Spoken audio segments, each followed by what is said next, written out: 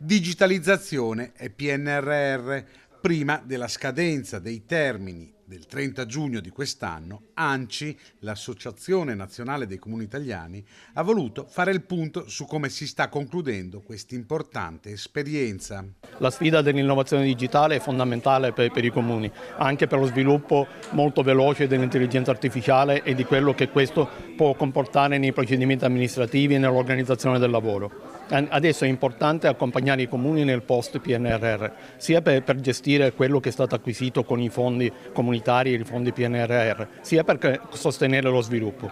È importante investire sul personale, sulla formazione del personale, ma anche un sostegno sull'attrattività del lavoro negli enti locali. Le procedure informatizzate accelerano il rapporto con la cittadinanza.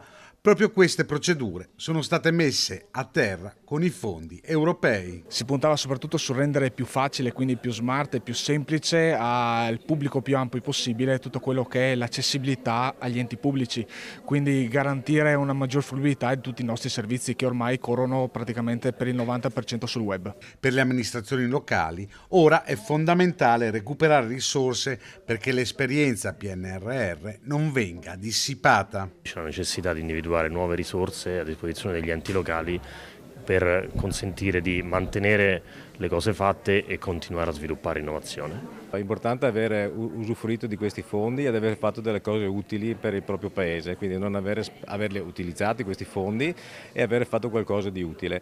Adesso vedremo cosa ci sarà da fare, cosa succederà, però insomma nel passato c'è sempre stata, alla fine con grossa fatica, con grosse difficoltà, si è sempre riusciti a portare avanti i lavori e avremo magari più difficoltà, ma io sono sicuro insomma, che i comuni virtuosi un po' del Veneto sicuramente ce la faranno.